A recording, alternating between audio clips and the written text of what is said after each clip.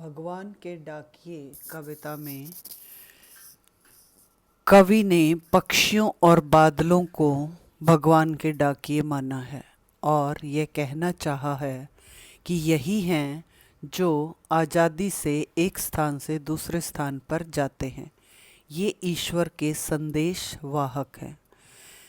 कवि दिनकर जी का कहना है कि पक्षी और बादल ईश्वर के संदेश वाहक हैं। आकाश में पक्षी निरंतर एक स्थान से दूसरे स्थान पर विचरण करते हैं और बादल घुमड़ घुमड़ कर इधर से उधर दौड़ते हैं। ये दोनों भगवान के डाकिये प्रतीत होते हैं, क्योंकि इनको देखकर ऐसा एहसास होता है कि ये भगवान का संदेश पाकर एक विशाल देश को पार करते हुए दूसरे विशाल देश में जाते हैं और ईश्वर का संदेश बांटते हैं।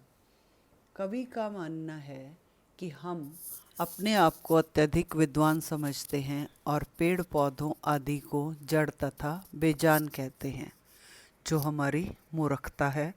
वास्तव में पक्षियों व बादलों द्वारा जो संदेश एक स्थान से दूसरे स्थान पर पहुंचाया जाता है, उसे मनुष्य समझने में असमर्थ रहता है, जबकि पेड़ पौधे, तालाब, नदियाँ, समुद्र एवं पर्वत आदि उनके द्वारा लाए गए संदेश पढ़ लेते हैं।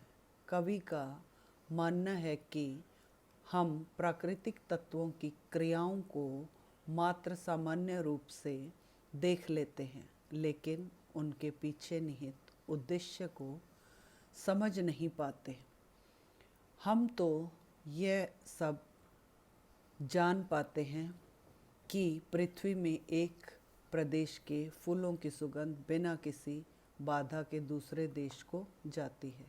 यह सुगंध मुक्त हृदय से प्रेममय संदेश की भांति पक्षियों के उड़ते पंखों के सहारे सर्वत्र फैल जाती है। बादलों के रूप में एक देश का पानी भाप बनकर उड़ता है और दूसरे देश में जाकर बरस जाता है। इस कविता का यही अभिप्राय है कि पक्षी और बादल एक देश से दूसरे देश में बिना किसी वैर भावना के मुक्त भाव से जाते हैं।